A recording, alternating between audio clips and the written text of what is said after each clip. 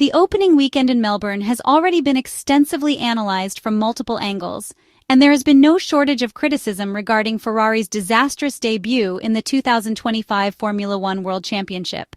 That said, we are now on the eve of the second Grand Prix of the season, set to take place at the 5.451-kilometer Shanghai International Circuit, a track that is significantly more representative of the design strengths of the various teams. Moreover, favorable weather conditions should ensure clear skies, eliminating the additional variables encountered last weekend in the Australian Grand Prix. The SF-25 single-seater seen in the qualifying session and the race in Melbourne did not even remotely resemble the one observed during free practice. Normally, such a discrepancy is due to the progress made by rivals, but this was not the case for Ferrari, which appeared, both visually and in the data, to have significantly worsened in qualifying compared to the previous day.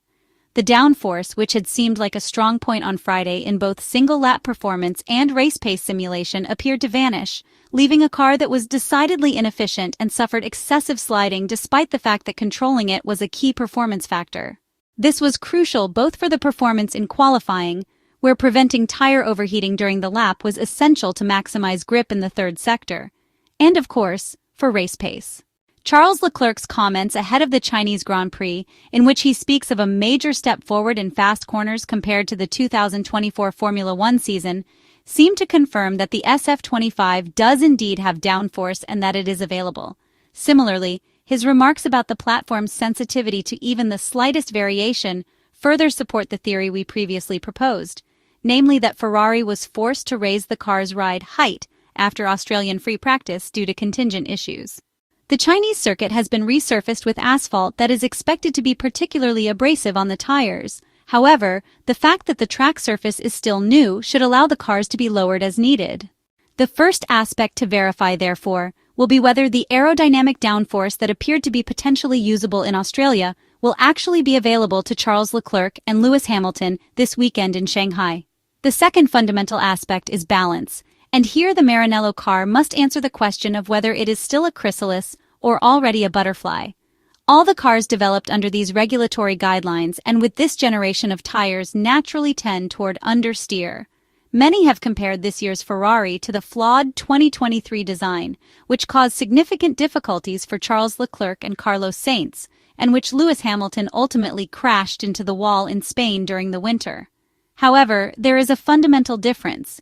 The SF-23, in addition to its incredible aerodynamic instability, had an extremely pronounced natural tendency toward understeer.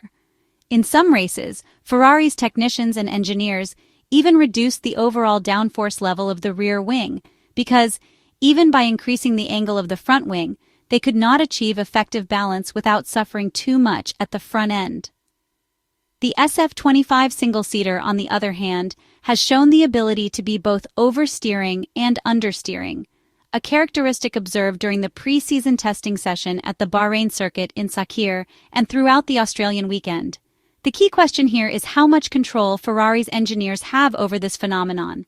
The very possibility of having a car that can be adjusted to oversteer or understeer depending on the needs suggests a fundamentally neutral base behavior, opening the door to a wide range of setup optimizations based on the track and racing conditions.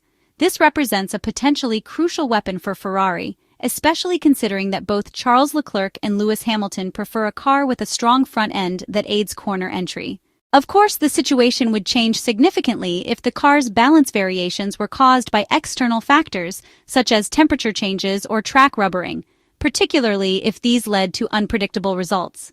That would be a major issue, as it would make the SF-25 extremely difficult to drive, forcing the drivers to constantly chase an unpredictable car, indicating a particularly narrow operating window.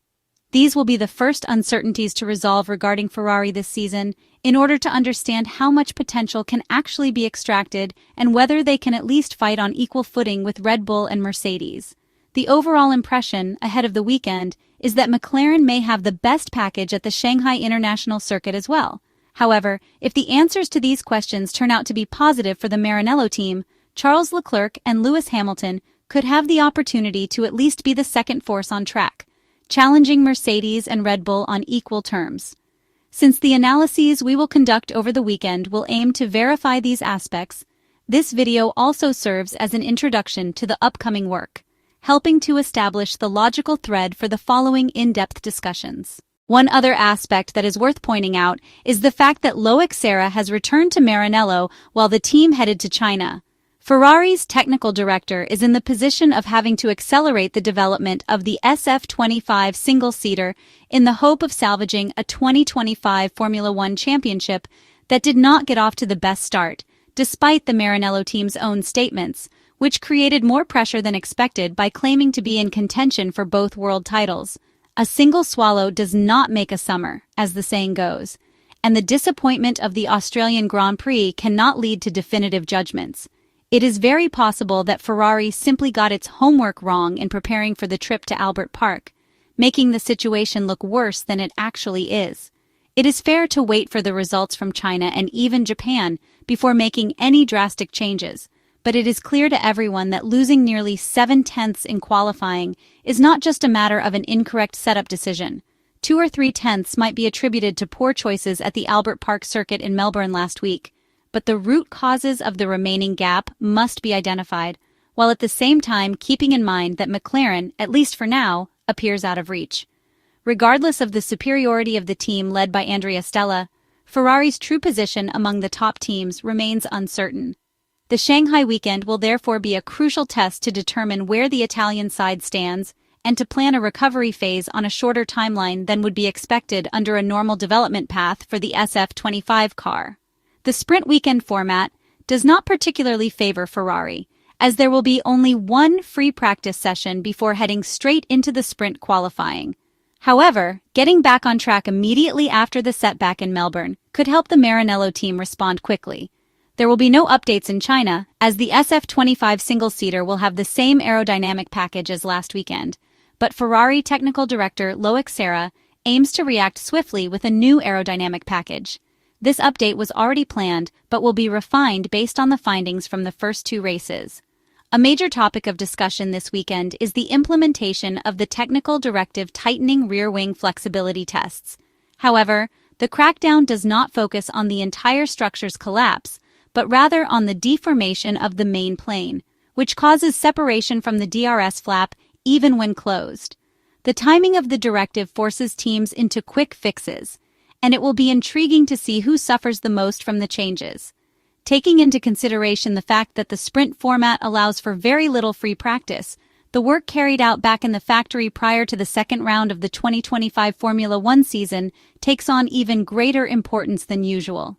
In fact, even over the course of this weekend, Ferrari's development drivers Arthur Leclerc, Antonio Fuoco, and Davide Rigon will be hard at work in the Maranello simulator, providing vital support to the team in Shanghai.